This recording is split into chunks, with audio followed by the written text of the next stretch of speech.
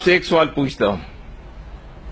1980 کی دہائی میں سوویت یونین نے افغانستان پہ قبضہ کر لیا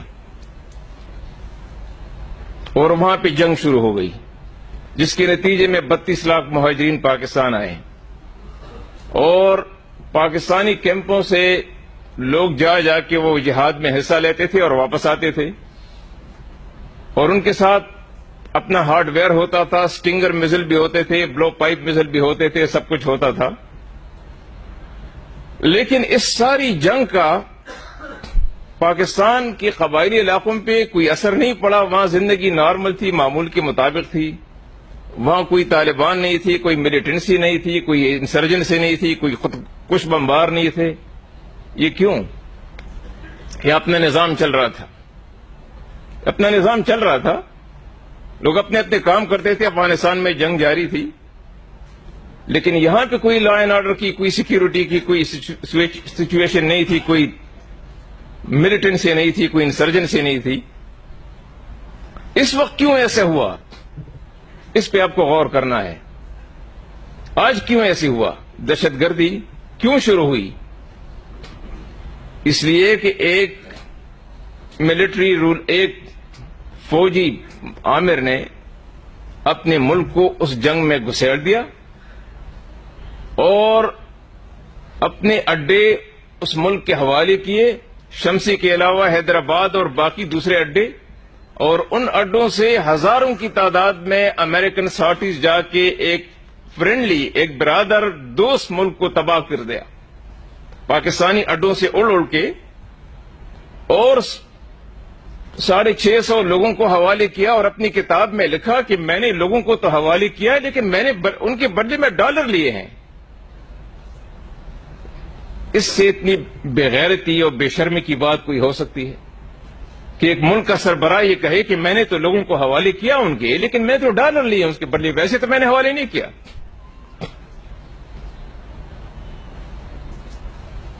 اور ان سے کہا گیا کہ عافیہ صدیقہ کو ہمارے حوالے کرو۔ پچھلے 1000 سال کی اسلامی تاریخ میں یہ پہلا موقع تھا، اور یہ پاکستان کے حصے میں آیا، اس لیے پاکستان بنایا گیا تھا۔ پچھلے 1000 سال کی اسلامی تاریخ میں یہ کبھی نہیں ہوا کہ کسی اسلامی ملک نے اپنی ایک بچی کو غیر مسلموں کے حوالے کر دیا ہو تاکہ ان کو وہ ریپ بھی کرتے رہیں اور ان کو پھر 80 سال کی سزا بھی دیں۔ اور میرے پاس آدمی آیا کہ بگرام ایئرپورٹ پہ میری ڈیوٹی ہے، یہاں بڑا وقت گزارا تھا تو میں ان کو جانتا تھا،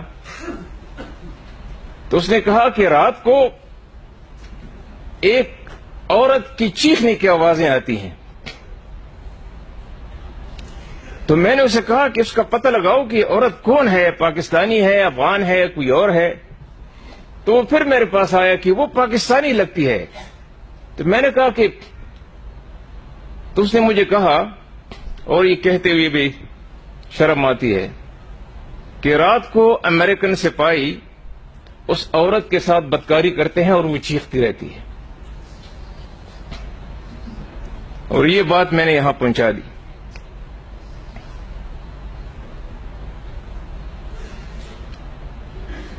سفارتکاروں کو تحفظ ہوتا ہے، لیکن ایک سفیر کو، افغانستان کے سفیر کو پکڑ کے ان کے حوالے کیا گیا۔ اپنی کتاب میں ملا عبدالسلام ضعیف لکھتے ہیں کہ مجھے جو حوالے کیا گیا وہ چیز تو ایک تو دردناک کہانی ہے، لیکن وہ لکھتے ہیں کہ جو سب سے کرب اور اذیت والا لمحہ تھا میری زندگی کا، وہ لمحہ تھا کہ پشاور کے ہوائی اڈے پہ مجھے امریکنز کے حوالے کیا گیا۔ انہوں نے، ان افسران جو مجھے لے گئے تھے، اور وہ سینئر افسران تھے، ان کی موجودگی میں انہوں نے مجھے برہنہ کر دیا، میرے ہاتھ باندھے ہوئے تھے، میرے شلوار قمیص دونوں اتار دیے اور اوپر مجھ پر چڑھنے لگے۔ اور وہ دونوں افسران دیکھتے رہے. اس کے لیے پاکستان بنایا گیا تھا اور وہ دیکھتے رہے. ان میں اتنی ہمت نہیں تھی کہ ان کو اتنا کہیں کہ بھائی آپ اس آدمی کو پھانسی دیتے ہو, جو کچھ دیتے ہو, ہیلی کاپٹر میں بٹھاؤ پھر. لیکن ہمارے سامنے ان کی یہ بےعزتی کس جرم کی پاداش میں؟ ایک سفیر, کبھی کسی سفیر کے ساتھ ایسا ہوا ہے؟ کبھی کسی ملک نے ایک سفیر کو کسی دوسرے ملک کے حوالے کیا ہے تاکہ ان سے شرمناک سلوک کیا جائے؟ کس ریاست پہ فخر کریں گے؟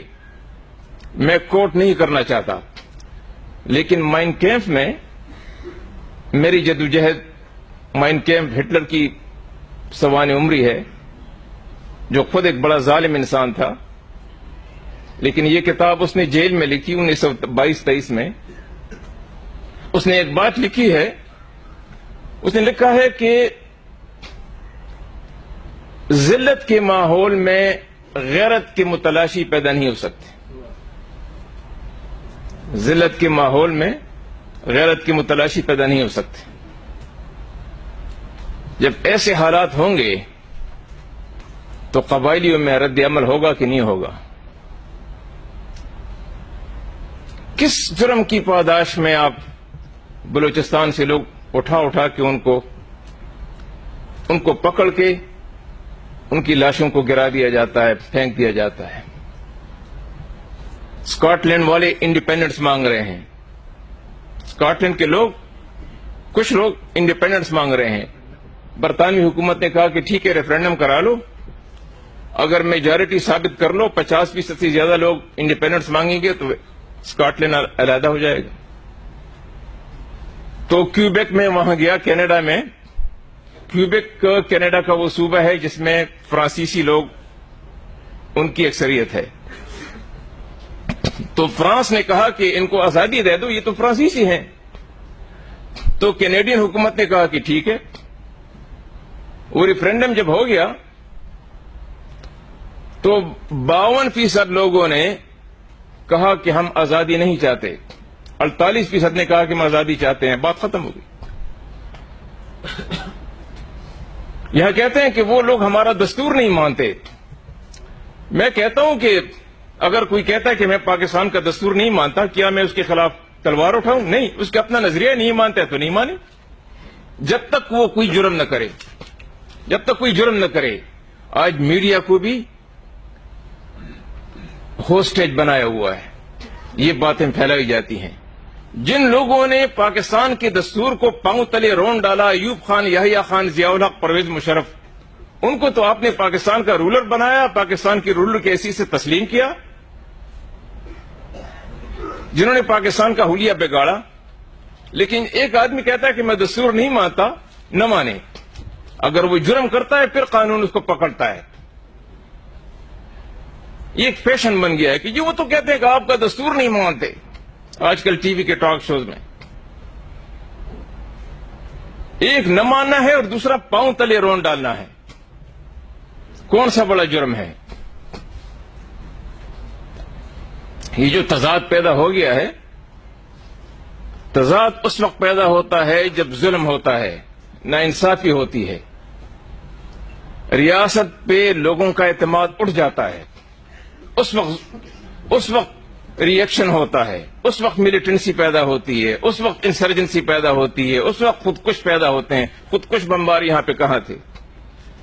لیکن آپ نے جب ایسے حالات پیدا کیے, اپنی ملک کو اس جنگ میں دھکیل دیا کہ میں ڈکٹیٹر رہوں, میں پاکستان کا آمر رہوں 10 سال 15 سال.